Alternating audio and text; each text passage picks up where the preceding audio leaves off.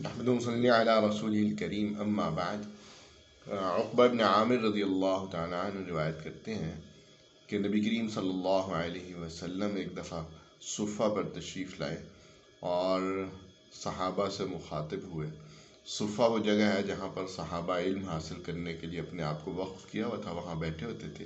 اور ان کا یہی کوشش تھا کہ جب بھی نبی کریم صلی اللہ علیہ وسلم تشریف لائیں ہم ان سے کوئی نہ کوئی بات ضرور سیکھیں۔ تو وہاں وہ اپنے آپ کو وقف کیا ہوا تھا دین سیکھنے کے لیے۔ تو وہ صفہ پر نبی کریم صلی اللہ علیہ وسلم فرماتے ہیں تشریف لائے اور کہا کہ ایکم یحب ان یغدو کل یوم الی بطحان او الی عقیق، تم میں سے کون چاہتا ہے کہ وہ روزانہ جائے ایک بطحان یا وادی عقیق ایک جگہ ہے وہاں پر جائے، فیأتی منہ بناقتین کوماوین فی غیر اثم ولا قطع رحم، وہاں پر جائے اور وہاں سے دو کوہانوں والی دو اونٹنیاں لے آئے اور بغیر کسی گناہ کے، ولا قطع رحم، نہ ہی کسی کی حق تلفی یا کے بنیاد پر، اور کہا کہ کون ہے ایسا چاہتا ہے؟ فقلنا یا رسول اللہ نحب ذلک، اے اللہ کا رسول ہم چاہتے ہیں۔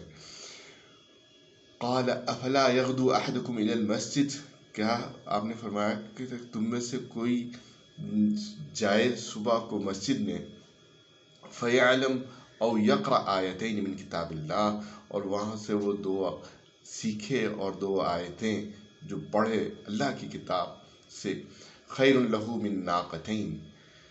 اس کے لیے دو کوہانوں والی اونٹنیوں سے یہ بہتر ہے، وثلاث خیر لہ من ثلاث، اور تین بہتر ہے تین اونٹنیوں سے، واربع خیر لہ من اربع، اور چار بہتر ہے چار اونٹنیوں سے، ومن عدادہن من الابل، یا جتنے آیتیں پڑھے گا اتنے اونٹنیوں کے بدلے اس سے مل جائیں گے۔ تو آپ دیکھیں نبی کریم صلی اللہ علیہ وسلم ترغیب دے رہے ہیں کہ قرآن کریم کو پڑھا جائے، اس کو حفظ کیا جائے، یاد کیا جائے، سمجھا جائے۔ تو اس طرح آپ نے صحابہ کو اس طرح ترغیب دی۔ یقین جانیے کہ اگر اس زمانے کو آپ دیکھیں، دو کوہانوں والی اونٹنی کی قیمت کتنی ہوگی، جس طرح آج کے دور کے اندر کوئی 50-60 لاکھ کی آپ کو گاڑی دے دے، کوئی آپ کو آ کے کہے کہ میں تمہیں 50 اور 60 لاکھ کی دو گاڑیاں دوں گا، اور آپ کیا لینا چاہیں گے؟ آپ کہیں گے بالکل بالکل ضرور بتاؤ، اور بغیر کسی محنت کے، بغیر کسی اس کے، تو آپ فوراً اس کے لیے مطالبہ کریں گے کہ مجھے بتاؤ۔ اور حقیقت یہ ہے کہ نبی کریم صلی اللہ علیہ وسلم جو زندگی کے تمام حقائق جنہوں نے انسانوں کو بتائے ہیں، جو ہر بات کو اچھی طرح سمجھا، آپ نے فرمایا کہ یہ دو کوہانوں والی اونٹنیوں سے بہتر ہے کہ تم قرآن کریم کی